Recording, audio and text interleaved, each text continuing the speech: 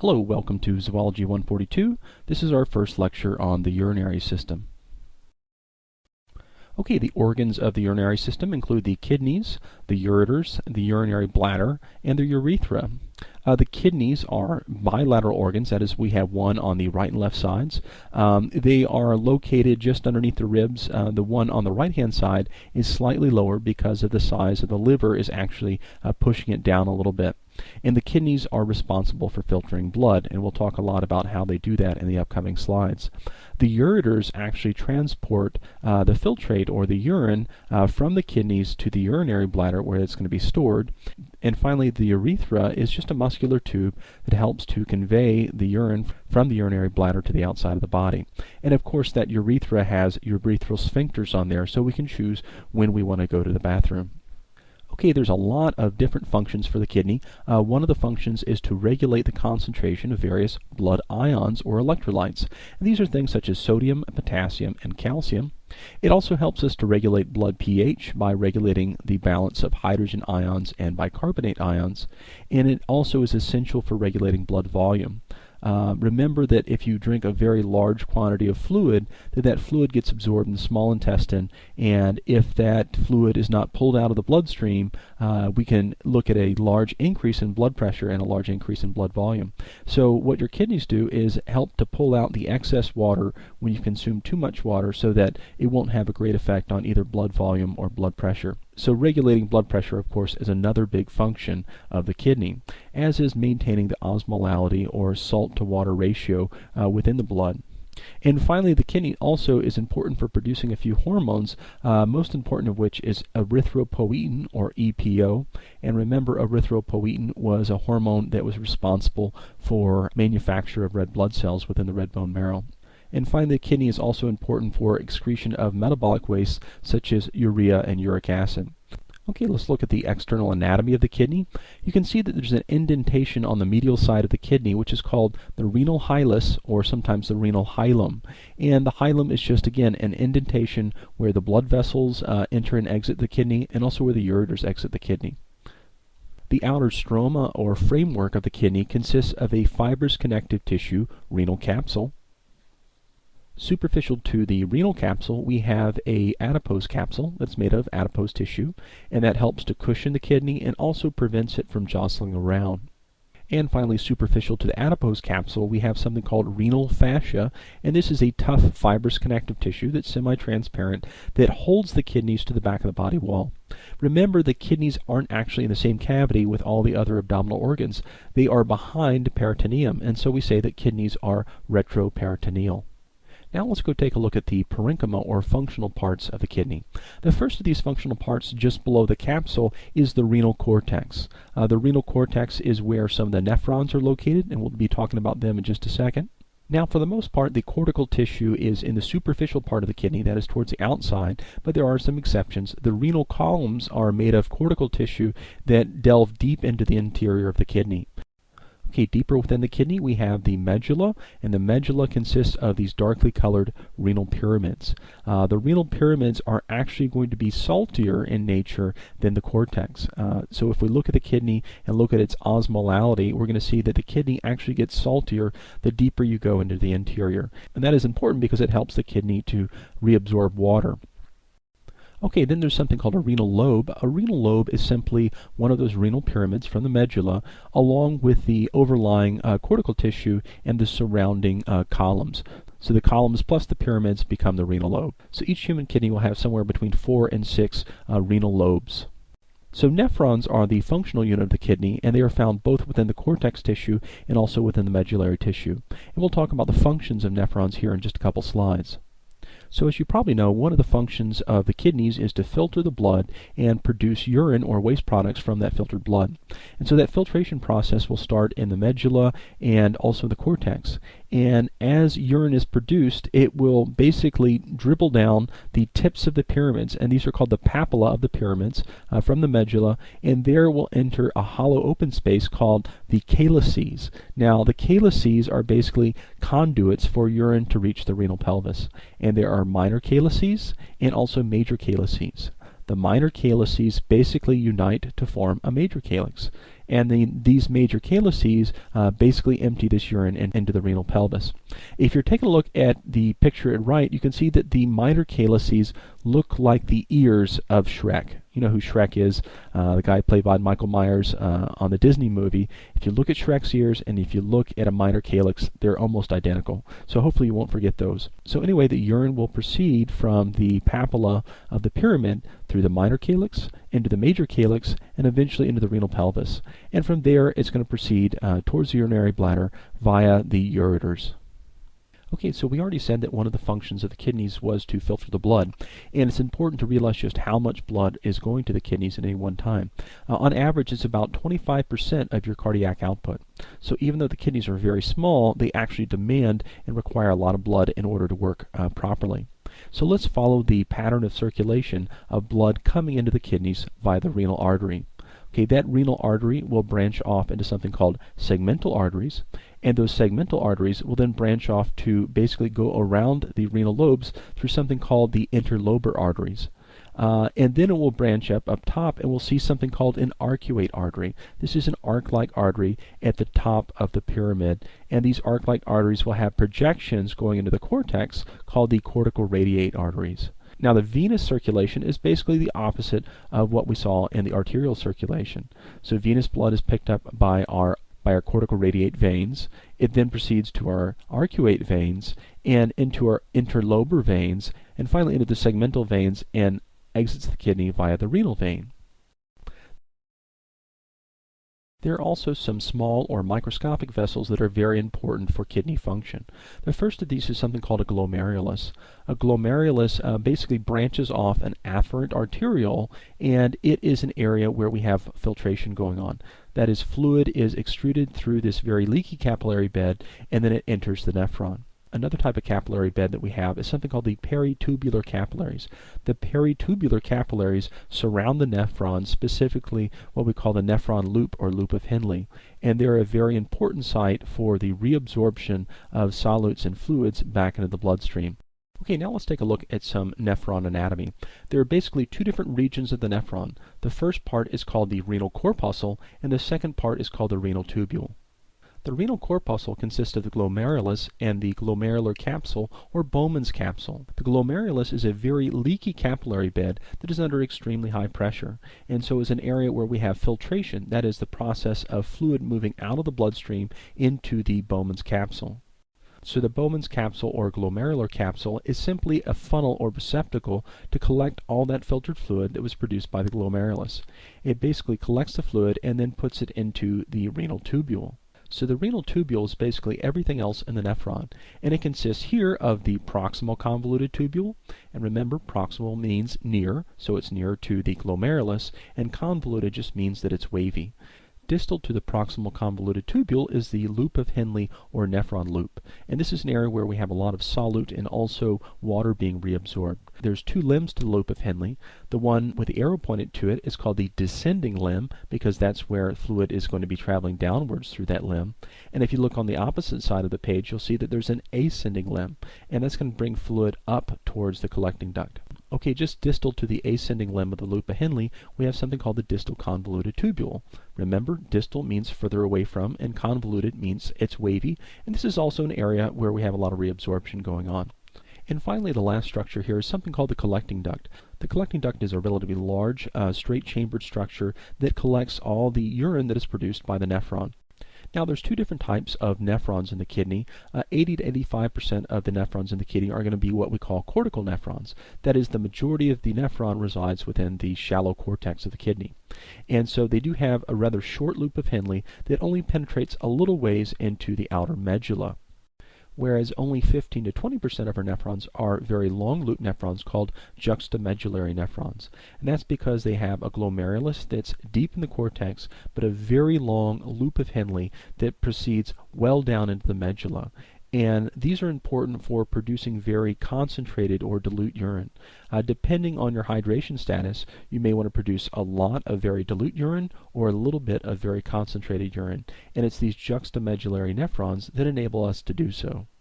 Okay, so we already said that nephrons were the functional units of the kidneys, and it's interesting to know that each human kidney has somewhere between 800,000 and 1.2 million nephrons in it. Now, the interesting thing about nephrons is they can grow in size throughout our life, but they will not change in number. You're born with all the nephrons you're going to have, and have probably lost several by this point in life. You can survive with only one kidney, that is half the number of nephrons, because the nephrons in the remaining kidney will tend to grow larger or hypertrophy in order to take up the work of the missing kidney. So we already said that the main function of the kidneys and the nephrons within them is to clean the blood, remove waste products, and also conserve water. And it does this by doing three different processes. The first of these processes is something called filtration. Filtration is the pressure-driven movement of fluid out of the glomerulus into the Bowman's capsule.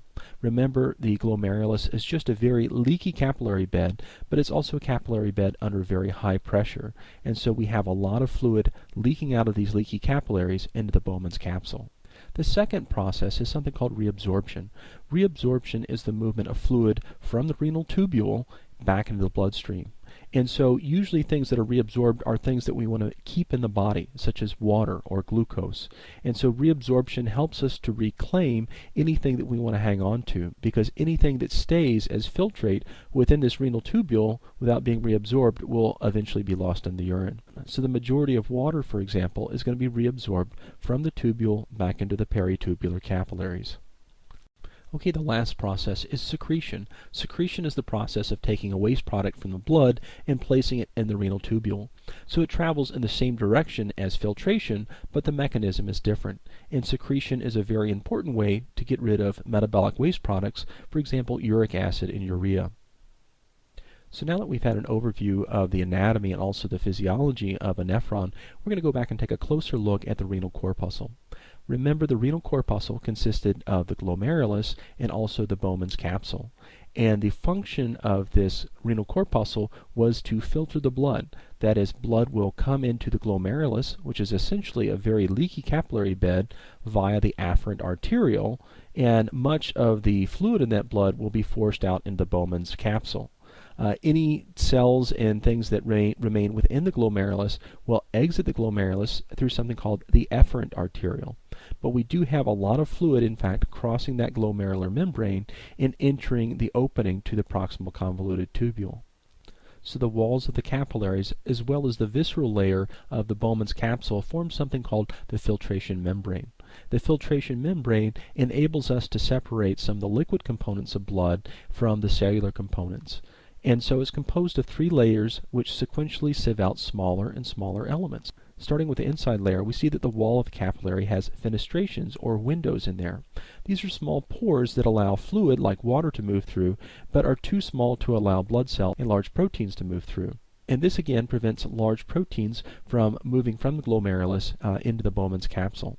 And finally, on the outside, we have some cells called podocytes, or literally foot cells, that have interdigitating feet that basically form something called the slit membrane. And the slit membrane even prevents medium-sized proteins, for example, albumin, from entering the filtrate. And so what we have is a very fine filter that's made up of three different layers. So in essence, you can think of the glomerulus and filtration membrane as a very fine sieve or colander. So take a look at the picture right. We've cooked some noodles in some water, and I want you to imagine these noodles as being analogous to blood cells and large proteins. And when we put them into the glomerulus, hence the colander, what's going to come through the other side of that glomerulus? Well, in this case, we're only going to have water and maybe some salt if we had salt in our pasta coming through. The large noodles, which are symbolizing here the proteins in the blood and also the blood cells, tend to be retained within the glomerulus. And so the glomerulus is just basically a sieve that will allow very small things like water and glucose and sodium to pass into the Bowman's capsule, and everything else will leave the glomerulus through the efferent arteriole. Now, we call the liquid that enters the Bowman's capsule the glomerular filtrate because it was filtered from the glomerulus and entered the Bowman's capsule. And again, it consists mainly of water, some ions and electrolytes, and also a little bit of glucose. The filtration fraction is the percent of blood that is entering the afferent arteriole that will become filtrate. So this depends on a variety of factors. The primary factor determining how much filtration goes on in the glomerulus is something called the net filtration pressure. And glomerular filtration is dependent on three pressures: one pressure that promotes filtration and two that oppose it. Now, the primary pressure that promotes filtration is something called glomerular blood hydrostatic pressure, or GBHP. Glomerular blood hydrostatic pressure is basically the pressure generated by the heart as it contracts. Now, normally capillary beds don't tend to be very high in pressure, but the glomerulus is an exception. On average, the pressure within the afferent arteriole is going to be around 55 millimeters of mercury of pressure. And this pressure, again, comes from contraction of the heart. Okay, our second pressure here is one that opposes or resists filtration, and it's called CHP, and CHP stands for capsular hydrostatic pressure.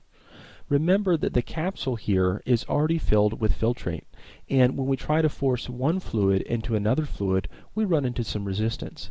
You know, think about when you were a kid and you got your first fountain drink, and you would suck up a little bit of that fountain drink into the straw, and then if you were like me, you would try to blow it back down there again.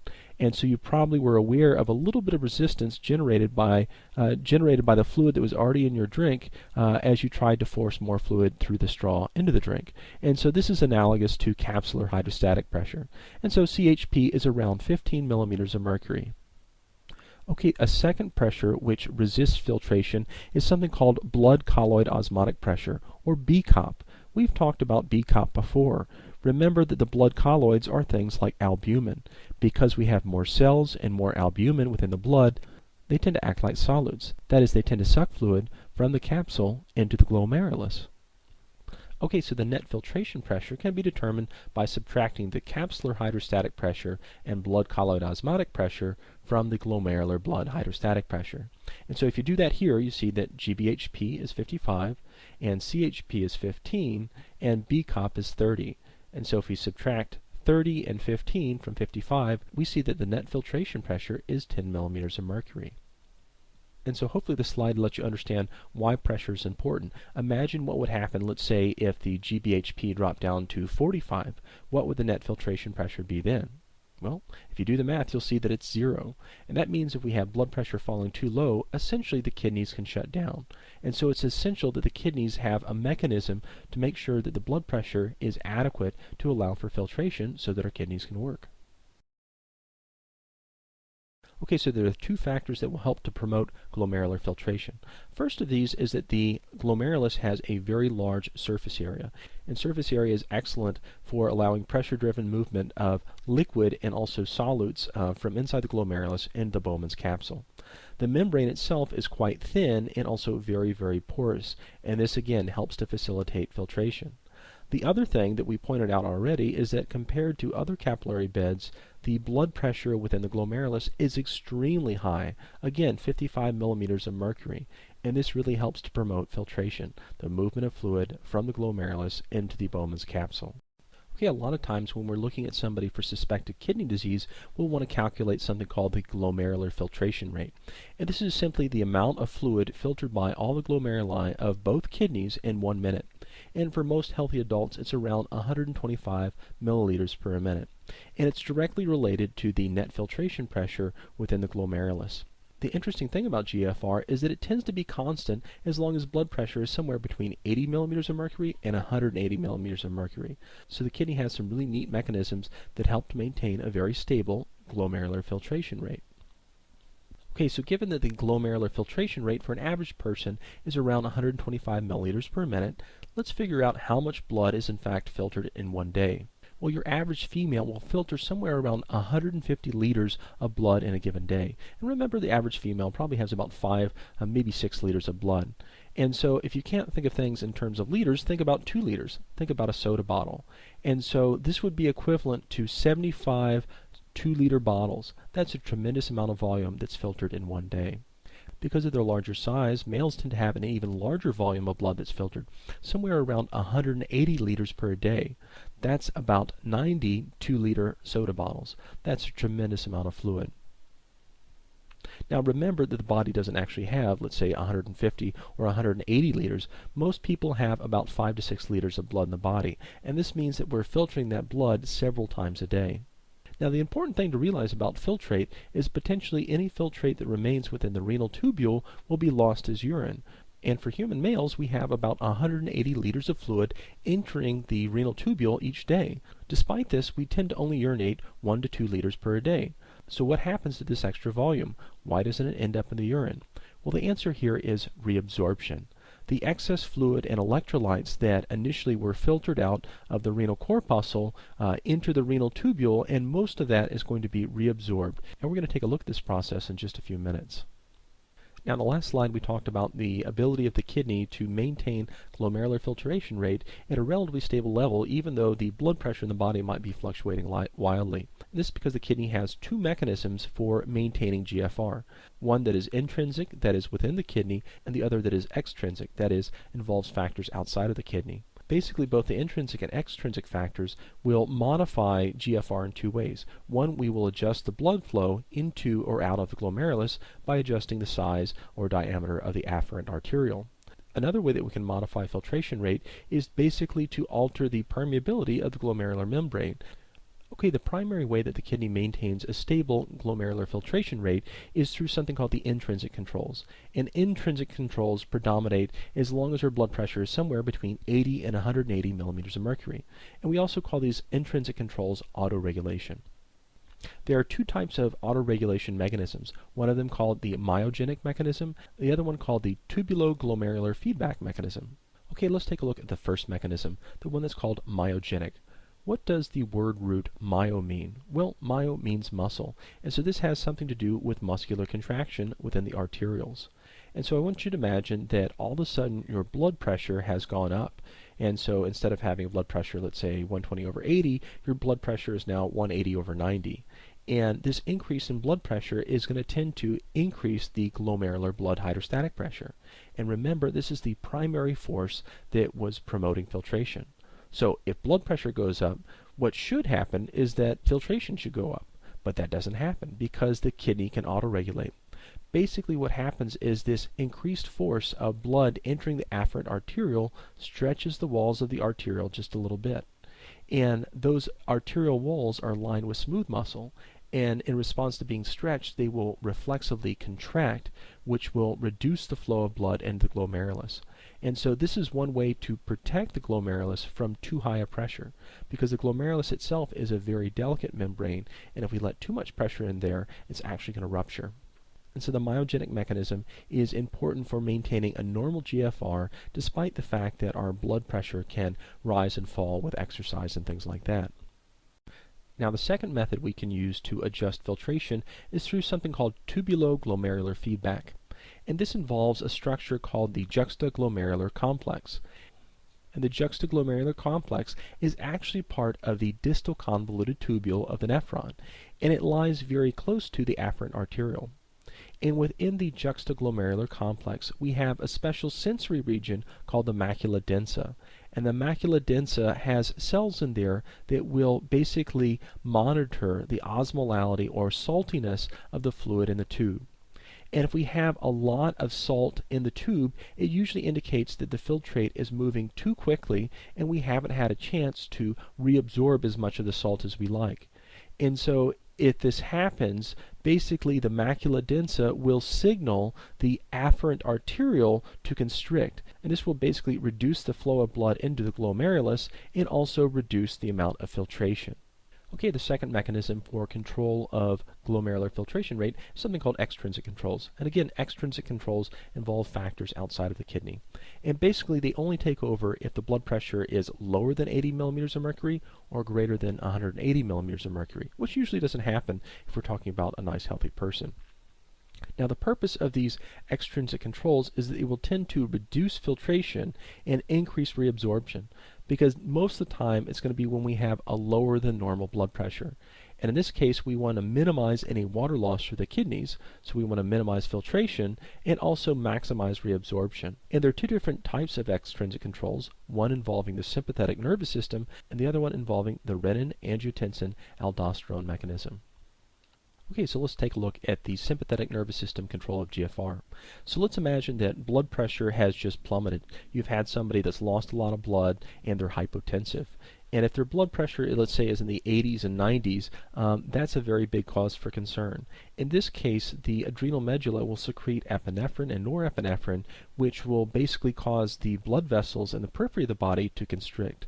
Now, this constriction will help to increase blood pressure and bring it back to normal, but it will also help to reduce the flow of blood into the glomerulus.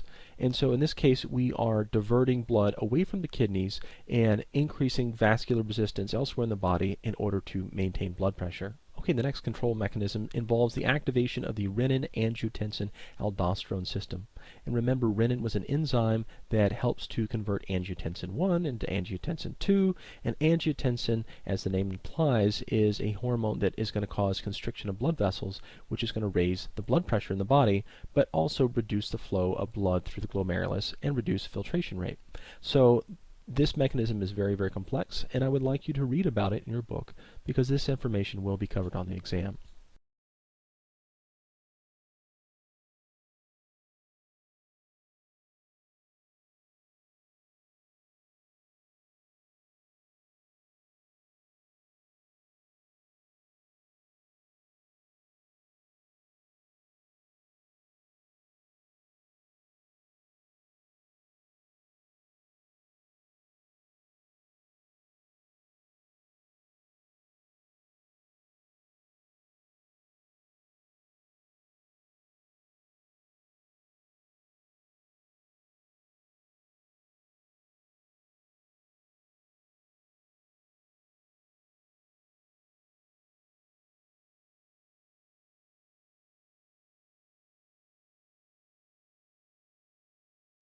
Okay, welcome back to Zoology 142 Online. This is part 2 of our lecture on the urinary system.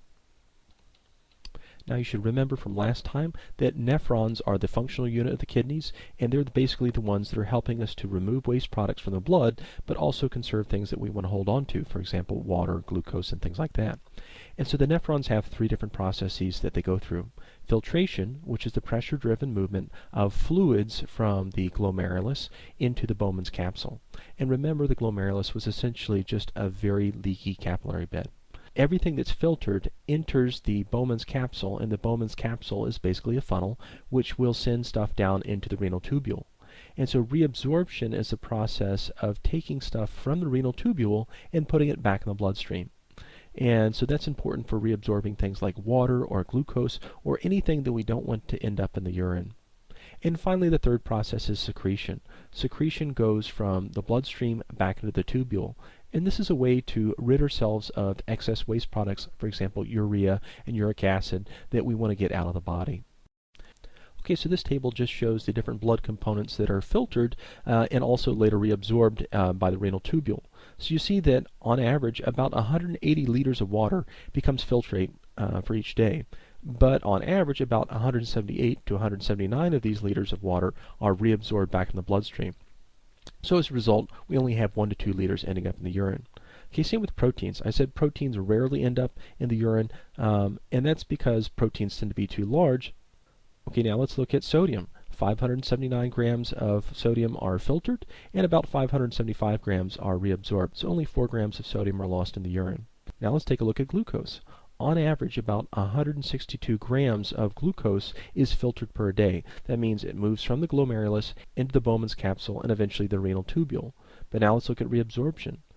The same amount is reabsorbed, 162 grams. And what this means is that no glucose should ideally end up in the urine. And that's because glucose is a very valuable energy molecule. We don't want it just being washed into our urine because that wouldn't make a whole lot of sense. Now let's take a look at some things that aren't reabsorbed as much. Look at urea. We filter about 54 grams per day and reabsorb about half of that. And you can almost think of that reabsorption as being inadvertent. We don't want a lot of urea in the body, and so we'll actually have about 30 grams of urea ending up in the urine. So where did the other 6 grams come from? Well, they came from secretion. That is the process of taking this extra waste product and then putting it back into the renal tubule so that it will be excreted from the body. And finally, let's look down at the very bottom at creatinine. Creatinine is basically a byproduct of muscle metabolism, and you can see that on average about 1.6 grams is filtered each day and 0 grams is reabsorbed.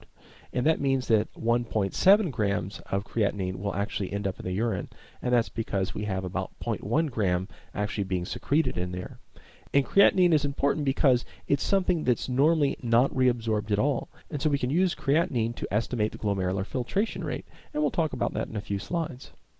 Now, your book goes into quite a bit of detail about the histology of the renal tubule. We're not going to go into a whole lot of detail, but suffice it to say the renal tubule is made up of simple epithelium. And remember that simple epithelium is very good for absorption and secretion.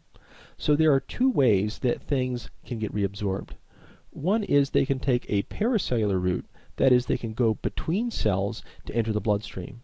And this tends to happen for very small molecules, nonpolar molecules, whereas most of the things will be taking a transcellular reabsorption route. That is, they're going through cells, and in order to go through cells and enter the bloodstream, they usually have to go through a membrane-specific protein. Now we're going to talk about the mechanisms by which a lot of the filtrate is reabsorbed back in the bloodstream. So both water and solutes can move across either a paracellular or a transcellular route.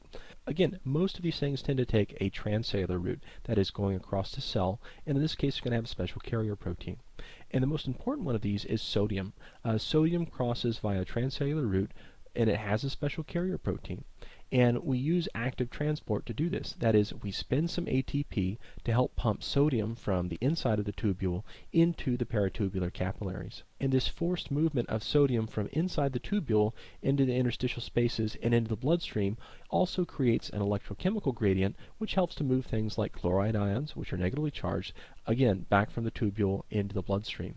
And finally, the third mechanism we can use to move things across the tubule is just passive transport, simple osmosis or diffusion. Now think about if sodium is moving from the tubule into the bloodstream, where does water want to go? Well, water always wants to follow the solute. That's because solutes suck. So if sodium moves from the tubule into the peritubular capillaries, you can bet that water wants to go that way too. And so water tends to move just through the process of solvent drag. Now, lipid-soluble compounds may also cross through simple diffusion, that is, a passive process. The majority of solutes that utilize passive transport are going to be ones that go in between cells, that is, they take a paracellular route. Now remember we said that most of the solutes are going to be crossing from the renal tube into the peritubular capillaries through a transport protein. And so transport proteins are the primary way in which we reabsorb things like glucose and also sodium. And so basically our ability to do this is based on the number of transport proteins and also on the concentration of the solute that we're reabsorbing within the tubule. If we only have a little bit of sodium or a little bit of glucose, we can basically reabsorb all that we want. Whereas if we have too much glucose or too much sodium, it's possible we're not going to be able to absorb all that we want, and that some of that might end up in the urine. Now, I like to think about these transport proteins that are in the renal tubule as being analogous to checkout lanes at a busy supermarket. So here you can see that we have a supermarket. There's about 20 checkout lanes that are open, and you can see there's only 5 or 6 shoppers. And so in this case, you can imagine that it would be easy for all the shoppers that are there to get through the checkout lanes because there's plenty of checkout lanes available. And so in this case, imagine moving through the checkout lanes is essentially reabsorption. We're going from inside the store or inside the tubule through the checkout lane or through the protein and out into the interstitial spaces. That's what reabsorption is. Now I want you to imagine a different scenario. We still have 20 checkout lanes that are open, but now we have, let's say, 2,000 people that are shopping in this store. I don't care how fast the people work, 20 checkout lanes is not going to be enough for 2,000 people to check out. And so some of the people will be able to check out or be reabsorbed, whereas many people will get discouraged and just walk out of the store without checking out in the first place. And this is essentially what happens when some of these transport proteins are overloaded by solute. An example of this is something called glucosuria. Glucose is, of course, sugar, and urea refers to the urine. So basically this is the state of having glucose in the urine. Remember, we said that glucose, of course, is part of the blood plasma, and that a lot of glucose is filtered. That is, it enters the renal corpuscle and enters the renal tubule. But we also said that 100% of that glucose is usually reabsorbed. The only exception is if we have a person that has much higher levels of blood glucose than they normally should. So normally blood glucose levels are about 90 milligrams per deciliter. On the other hand, if you have diabetes mellitus and it's not controlled, it can be up to 180 milligrams per deciliter. In this case, it's essentially like having too many shoppers and not enough checkout lanes. As that fluid moves through the renal tubule, there's not enough proteins and not enough time to reabsorb all of the glucose because there's so much of it. As a result, we start to see glucose appearing in the urine, glucosuria. And so glucosuria is an abnormal finding. We definitely don't see it in healthy people, and when we do see it in somebody's urine, it's a good indicator that they may have diabetes mellitus. So now we're going to take a look at the reabsorption of fluid across the different parts of the renal tubule. Remember, the first part of the renal tubule is something called the proximal convoluted tubule. We said it was a proximal convoluted tubule because it's right next to the Bowman's capsule. So the proximal convoluted tubule is very important for reabsorption. About 65% of the water and sodium that are reabsorbed in the nephron are reabsorbed here. And 100% of the glucose that's reabsorbed is reabsorbed here as well. We tend to call the water reabsorption that happens at the proximal convoluted tubule obligatory water reabsorption. That is, there's no way to adjust it. We also reabsorb about 50% of the urea as well as other solutes too. If you take a look at your textbook, you'll see that the reabsorption of these various solutes in the proximal convoluted tubule is somewhat complex.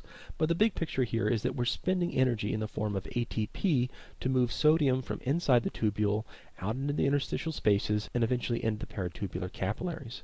Now, because sodium is positively charged, it tends to bring chloride along with it. So chloride oftentimes will follow sodium. On the other hand, take a look at what hydrogen does. We actually have a protein that allows sodium in while hydrogen's going out. And so hydrogen ions can move into the tubule and basically be secreted through what we call an antiport system. Now let's take a look at reabsorption at the loop of Henle. Remember, the loop of Henle was that U-shaped loop that tends to dip down into the medulla of the kidney. And there's two limbs to that, the descending limb, which goes down, and the ascending limb, which goes up. So let's take a look first at the descending limb. Now, unlike the proximal convoluted tubule, which was permeable to both water and solute, the descending limb of the loop of Henle is only permeable to water. It is not really permeable to sodium. And so what happens is we tend to pull water out, but sodium stands behind. And so take a look at the numbers that are written inside that tubule. You can see that they start at 300 and then go to 350 and 550 and 750. And basically this indicates a rise in the osmolality or saltiness of the fluid within the tubule. Because there's two ways to make things salty. One, add more salt, or two, remove the water from the solution. And this is essentially what's going on in the descending loop of Henle. Water is being pulled out and sodium is remaining behind. So in that case, the osmolality of the tube increases as it descends down into the medulla. Now let's take a look at what's going on inside the ascending limb of the loop of Henle. The ascending limb is permeable to solutes like salt, but is not permeable to water. So in this case, we continue to use active transport to pull salt or sodium out of the descending limb, and this tends to make the osmolality less. Basically, we're taking salt out and leaving more water behind. And so as we move up the ascending limb of the loop of Henle, the osmolality will start to decrease, going from 350 down to 150 down to 100. Remember, the osmolality of normal blood plasma is about 300 milliosmoles. And so in this case, at 100, we're about 1/3 of the osmolality of regular blood. So we're very, very dilute at the point when we reach the distal convoluted tubule. So here's a larger picture of the nephron that shows what's going on with the osmolality. Remember that the osmolality of blood is around 300 milliosmoles per liter. So we can take a look at the filtrate that's entering the Bowman's capsule and moving through the proximal convoluted tubule. It's 300 milliosmoles. Now you might say, well, it's 300 going in and it's 300 going out, so why hasn't it changed? The reason is that in the proximal convoluted tubule, the removal of water and sodium basically follow a 1-to-1 ratio. So yes, we're pulling sodium ions out, but at the same time we're pulling out water molecules as well. So if we pull them out in approximately a 1-to-1 ratio, we can reduce the volume of fluid that is inside the tubule without affecting the osmolality. Now let's take a look at the descending limb of the loop of Henle. Look at the numbers. They're going up. So why are they going up? Well, that's because the descending limb of the loop of Henle is permeable to water. Water is pulled out and reabsorbed by the peritubular capillaries, leaving more and more solute behind. Now let's go up the ascending limb of the loop of Henle. you can see the numbers are getting less and less. And that's because the ascending limb is permeable to sodium, but not permeable to water. So we're able to continue to pull sodium out and put that in the bloodstream via active transport, but the water stays behind because the tubule is impermeable to water. And so now we get to the point where we're entering the distal convoluted tubule at about 100 milliosmoles, or 1/3 the saltiness of normal blood. So here we're at our last part of a renal tubule called the distal convoluted tubule. Here we have fluid that's entering this tubule at approximately 25 milliliters per minute. Remember that the GFR was 125 milliliters per minute. So the big picture here is that the majority of fluid has already been reabsorbed. And that was called obligatory water reabsorption because we can't really adjust it. And so we're going to absorb a little bit more water here, as well as some sodium and some chloride. The distal convoluted tubule is also a major site for reabsorption of calcium ions as mediated by parathyroid hormone. Remember, parathyroid hormone was secreted by your parathyroid glands in response to hypocalcemia. And it did a couple things. One is it increased the rate at which the osteoclasts broke down bone, so we would have more calcium for the bloodstream, but it also helps to conserve calcium in the kidneys and prevent it from being lost in the urine. On the other hand, if you have high blood calcium levels, we're not going to have much reabsorption of calcium here at the DCT, and that's going to be lost in the urine. So any remaining fluid that's not reabsorbed in the distal convoluted tubule will then enter the collecting duct. Now the collecting duct is a large shaft that is usually connected to several nephrons, and the filtrate that moves into that collecting duct is destined to be in the urine unless we reabsorb it. And so at this point, about 90 to 95% of the water has already been reabsorbed. And remember, this has been obligatory water reabsorption. It happened because it followed sodium out of the tubule, and there's really no way to adjust it. Now, it's very important to point out that the collecting duct is different. The collecting duct is, in fact, the site of facultative water reabsorption. That is, we can adjust the amount of water that's reabsorbed based on our hydration status. If we're really dehydrated, we want to make sure that we reabsorb as much water as possible so that we can keep up blood volume and blood pressure. On the other hand, if we just drank one of those 357-ounce bladder busters from 7-Eleven, we probably don't want to reabsorb any of the excess water.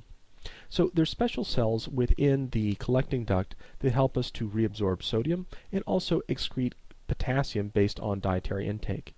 As it turns out, potassium actually can build up in toxic levels in the body pretty quickly. So this is a place where we can get rid of that extra potassium and put it back into the filtrate. Now, tubular reabsorption at the point of the collecting duct is regulated by several hormones, including ADH, or antidiuretic hormone. And ADH is probably the most important hormone and the one that you need to know. ADH is produced by the posterior pituitary, and it's secreted in times of dehydration. That is, when the blood's osmolality is higher than normal because we have less water in there. And what it does is increase the facultative reabsorption of water at the collecting duct. Now remember, we said that the renin-angiotensin-aldosterone system was important for regulating the glomerular filtration rate. Well, it's even more important for regulating tubular reabsorption. Remember, this is here to help us to maintain blood pressure when it starts to drop. And so when blood pressure and blood volume are low, arterioles will be stretched less. In response to this low stretching, renin will be secreted by the juxtaglomerular cells. Now remember, renin is an enzyme that will help us to convert angiotensinogen, which is inactive, eventually into angiotensin 1 and then angiotensin 2. Angiotensin 2 is the active form of the hormone, and that's going to cause vasoconstriction.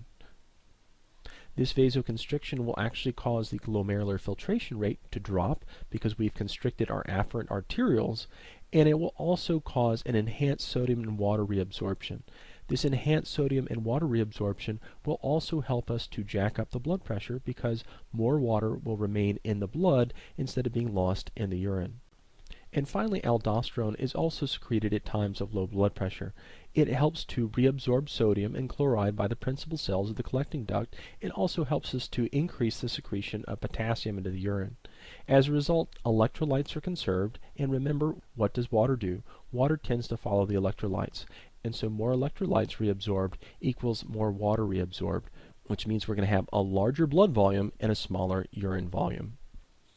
Now, the way that ADH enhances facultative reabsorption of water is that it causes special proteins called aquaporins to be inserted in the collecting duct membrane. And it's these special proteins that allow water to move from the collecting duct into the interstitial spaces and eventually back into the peritubular capillaries. Ordinarily, without these aquaporins, the collecting duct membrane would be impermeable to water, and so there would be no way to reabsorb it. But the more ADH we have, the more aquaporins we have, and the faster fluid will move from the collecting duct into the interstitial spaces. So the result of elevated ADH levels is that more fluid will be reabsorbed and less will be lost in the urine. That is, we tend to maintain blood volume and produce a very small and concentrated urine volume. So another hormone that affects water reabsorption is something called atrial natriuretic peptide. Atrial natriuretic peptide is produced by the walls of the atrium in response to large increases in blood volume. Remember, a large increase in blood volume is going to cause a rise in blood pressure. In this case, ANP travels from the heart through the bloodstream to the kidneys, where it inhibits reabsorption of sodium and water at the proximal convoluted tubule. Now, in this case, if we're not reabsorbing sodium, we're also having a very hard time reabsorbing water. And so in this case, we can end up with more water remaining within the tubule and less of it being reabsorbed. And what this helps us do is get rid of excess water by leaving it in the renal tubule and losing it in the urine. And so ANP essentially works in the opposite direction of ADH. ADH helps us to conserve water and keep it in the blood, whereas ANP helps us to take that extra fluid out of the blood and get rid of it in the urine. Now, depending on the concentration of ADH, we can either have a very concentrated urine, as you see at left, or a very dilute urine. And remember, the concentration of ADH secreted will be dependent on your blood osmolality. If you're dehydrated, you're going to have relatively salty blood, and your hypothalamus is going to respond by triggering an increase in ADH secretion by your posterior pituitary. And that's going to cause greater than normal reabsorption of fluids from the tubule into the peritubular capillaries. And this means you're going to produce urine that's very low in volume and also very concentrated.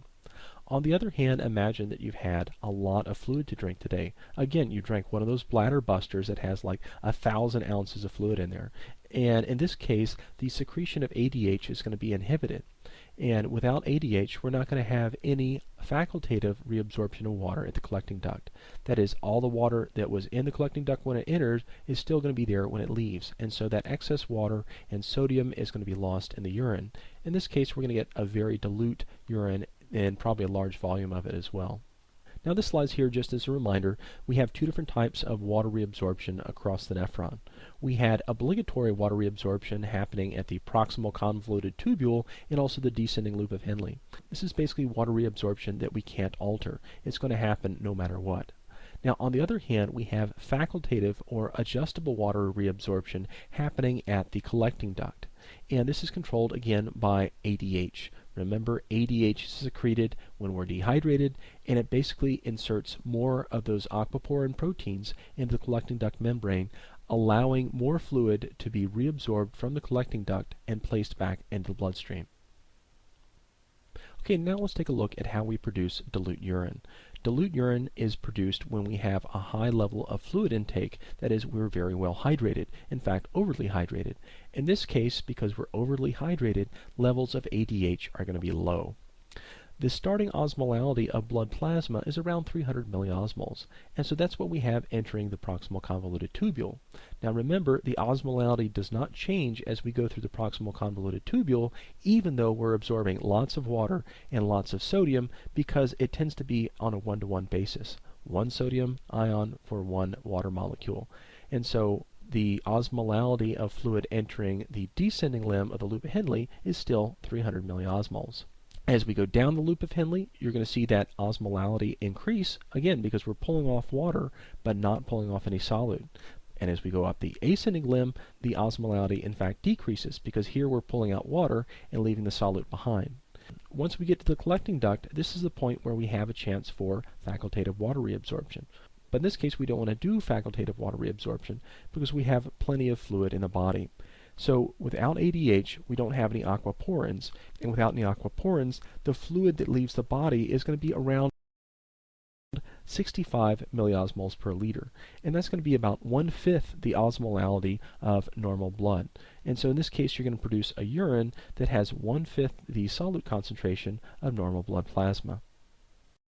Okay, now let's take a look at how we produce concentrated urine. Remember, we're going to produce concentrated urine when we are dehydrated. When we're dehydrated, we're going to secrete a lot of ADH.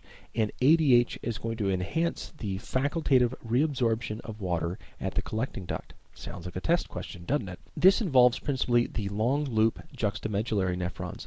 These are the nephrons that go way down in the medulla and allow us to produce very, very concentrated urine. So one of the things that ADH does is induce a very high osmotic gradient between the tubule and the medulla. That is a very big difference between the salt concentration on the outside and inside the tubule. And in general, it tends to be saltier outside the tubule because we have lots of urea there. And that helps to draw the extra water out of the tubule into the capillaries when the aquaporins are in that collecting duct. Now, so when we're dehydrated, the osmolality of fluid entering the proximal convoluted tubule is going to be the same. It's going to be about 300 milliosmoles. And again, it doesn't change as it goes across the proximal convoluted tubule. Once we get in the descending limb of Luva-Hindley, you can see that it's becoming more and more and more concentrated. So when we get down to the U-bend of the Luva-Hindley, you can see that the osmolality here is about 1200 milliosmoles, or about 4 times the osmolality or saltiness of normal blood. Now take a look at what happens as it moves up the ascending limb of the Luva-Hindley. Yeah, it starts to decrease because we're pulling off sodium and leaving water behind, but now let's take a look at what happens in the collecting duct. Initially, the filtrate that was entering the collecting duct has an osmolality of around 300 milliosmoles. Now again, that's about the normal osmolality of blood. Now take a look at what happens as that fluid moves down the collecting duct. Because we have ADH, we have more facultative reabsorption of water through those aquaporins. And as a result, the osmolality of the fluid in the tubule gets saltier and saltier and saltier as we transit that collecting duct, so that we see what comes out has an osmolality of 1200 milliosmoles. And this is about 4 times the saltiness or osmolality of normal blood. So in this case, we're producing a very small volume of a very concentrated urine in order to conserve water. Now, one of the reasons that the juxtamedullary nephrons are so good at conserving water is that there's something called a countercurrent exchange mechanism going on. And instead of talking to you about it with a static picture, I found a great animation about this on the internet, on YouTube, so I would like you to stop the lecture at this point and click on the link. Now, the guy is British and he does have a funny accent, but he does do a very good job at explaining how a countercurrent multiplier mechanism works. Okay, now we're going to shift gears and talk about some of the medications that affect the urinary system. The first of these is something called diuretics. A diuretic is anything that increases the amount of urine output. It makes you pee. So diuretics can work in several different ways. For example, caffeine increases urine production because it retards the reabsorption of sodium. Remember that water tends to follow sodium, and so if sodium stays within the renal tubule, water's going to stay there too, and more water is going to be lost in the urine. On the other hand, if you drink alcohol, alcohol basically increases diuresis by inhibiting ADH release. Remember, ADH comes from the pituitary gland, and it normally causes an increase in the facultative reabsorption of water at the collecting duct. When alcohol is present, ADH is not secreted, and so we tend to have an increase in the amount of water loss in the urine. So alcohol can be very dehydrating, and so that's one of the reasons why you might feel a little bit dehydrated and hungover the next morning after drinking too much alcohol. And of course, we also have diuretics that we prescribe to patients. These include things like the loop diuretics Lasix or furosemide. Furosemide basically inhibits the formation of that salty medullary gradient, which helps with the reabsorption of water. Without that osmotic gradient, we don't tend to reabsorb as much water, and so more water stays within the renal tubule. Now, why would we use diuretics? Well, we can use diuretics if we have people that have edema and fluid accumulation in the tissues, or we can also use them as an adjunct treatment for treating hypertension or high blood pressure.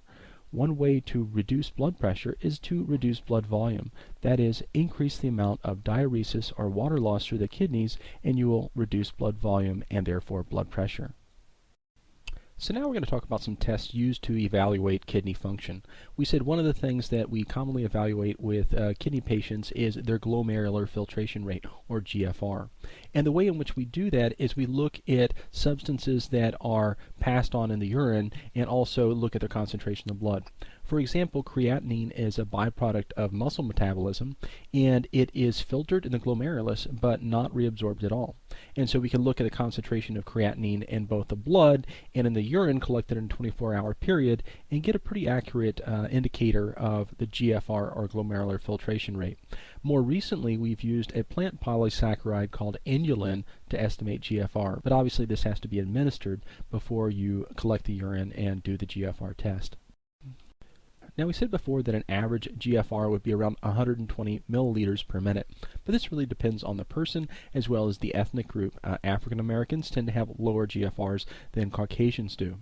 In general, if your GFR is between 60 and 120, we say that you have a normal glomerular filtration rate.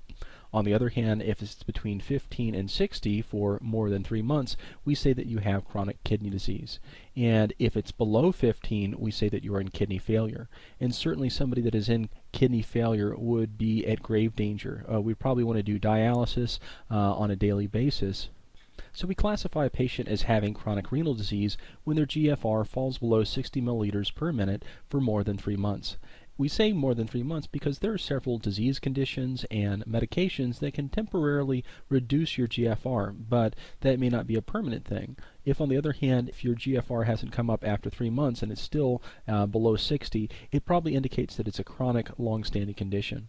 And remember, renal failure is a GFR less than 15 milliliters per minute. And that's going to result in some pretty nasty conditions like uremia, which is basically just urine within the blood, or azotemia, which means that we have a lot of dissolved nitrogen compounds within the bloodstream. For example, higher than normal levels of uric acid and urea. Another thing that can happen in kidney failure is that we get anemia. Remember that the kidney was responsible for manufacturing and secreting erythropoietin, and erythropoietin was responsible for stimulating the production of red blood cells. So if the kidneys are so damaged, they don't produce a whole lot of erythropoietin, and so we don't have as many red blood cells as we should. So as a result, we're anemic. Okay, according to your textbook, diabetes mellitus and hypertension are the top 2 causes of renal disease nationwide. In particular, diabetes mellitus is very prevalent here in Hawaii and is responsible for a large proportion of the people that are on dialysis or on the waiting list for getting kidney transplants. Now, you're probably familiar with the process of dialysis or hemodialysis. This is a process where we can cleanse the blood of somebody that has impaired kidney function. So if somebody is in kidney failure, we can extend their life by periodically taking blood out of their body and running it through a dialysis machine. The dialysis machine basically contains a membrane through which the blood flows that allows solutes such as urea to move out of the blood into the dialysate solution. The dialysate solution doesn't have any urea, and so urea tends to move from an area of high concentration, that is in the blood, to an area of low concentration within the dialysate solution. And so that helps to draw these toxic waste materials out. And we also may put, let's say, glucose inside the dialysate solution in order to get some of that glucose to move backwards into the blood side of the patient side to help with nutrition. Obviously, the dialysate solution has to be changed out frequently in order to prevent accumulation of excess urea and so forth in there. And typically people will go in for dialysis sometimes once a day, sometimes 3 days a week. It just depends on how impaired their kidney function is. So now we're going to go on and talk about some of the physical and chemical characteristics of urine. Probably this week or next week you're going to be involved in a urinalysis experiment in lab. Basically, we're going to give you something to drink and then have you urinate every half hour for 3 hours to see what effect that particular beverage had on the volume of urine you produced and also on the specific gravity or density. So the specific gravity, which is abbreviated SPG, is just a measurement of the density of the fluid. Normally distilled water has a specific gravity of 1.000, which means that 1 milliliter of water weighs exactly 1 gram. Now, any solutes that we add to this fluid is going to increase the specific gravity. So specific gravity of urine typically is going to be greater than that of distilled water because it has solutes. And we measure this specific gravity with something called a refractometer. So at the left-hand side, you can see somebody placing a drop of urine on the prism of the refractometer. We then close a cover over that prism and look at it in the light, and basically the refraction of light through that prism and through the urine will give us an indication of the specific gravity. Here you can see the specific gravity of the urine sample is 1.020, which is fairly concentrated. Our kidneys tend to adjust the concentration of the urine based on how hydrated we are and also based on the production of ADH from the posterior pituitary. Of course, another characteristic of urine is its color. Color can be used as a good indicator of its concentration.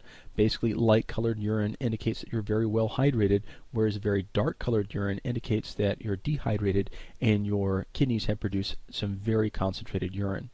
Of course, if you're taking vitamin supplements, that can make your urine green or abnormal colors. If you eat lots of beets, you could have red urine, even though you don't have any blood in there. And of course, if you have any kind of liver failure, we can expect to see a dark brown or red urine, and that's definitely a bad sign.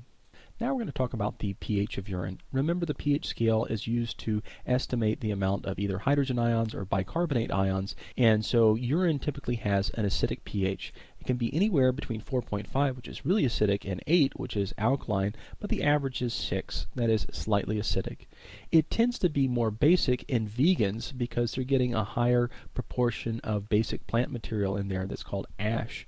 And so vegans oftentimes will have a more neutral or even basic pH of urine. Now, sometimes a change in pH of your urine can also indicate that you may have a urinary tract infection, and we'll talk about that in laboratory next week.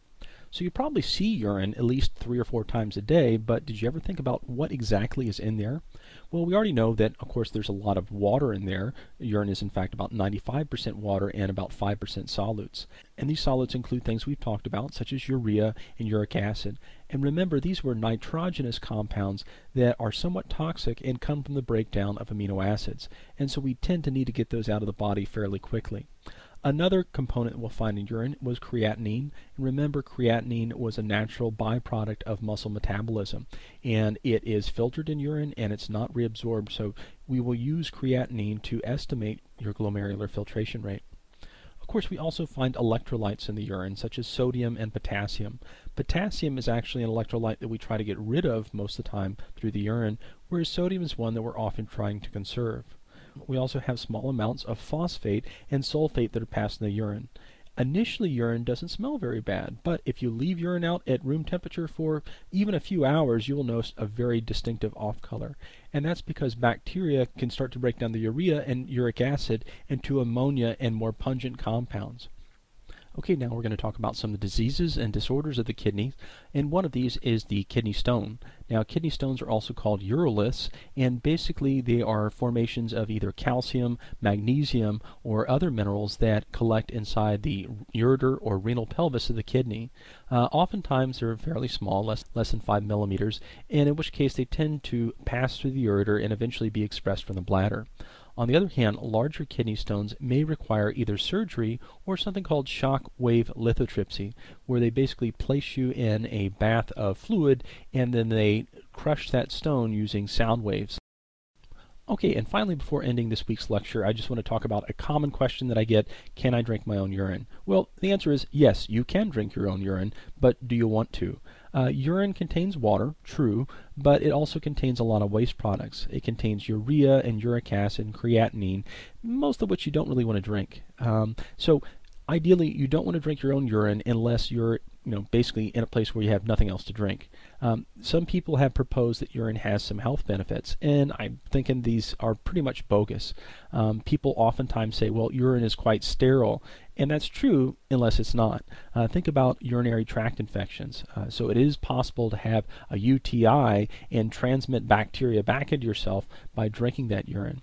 The other thing is that even if urine is initially sterile, when it comes out, it travels through the urethra, which is not sterile. And finally, just sitting there for 15-20 minutes, those that were in your urethra are going to break down that urine very, very quickly. And so if you take a drink of urine that's been sitting around, or do as some people do here and put it on cuts, you're basically asking for an infection.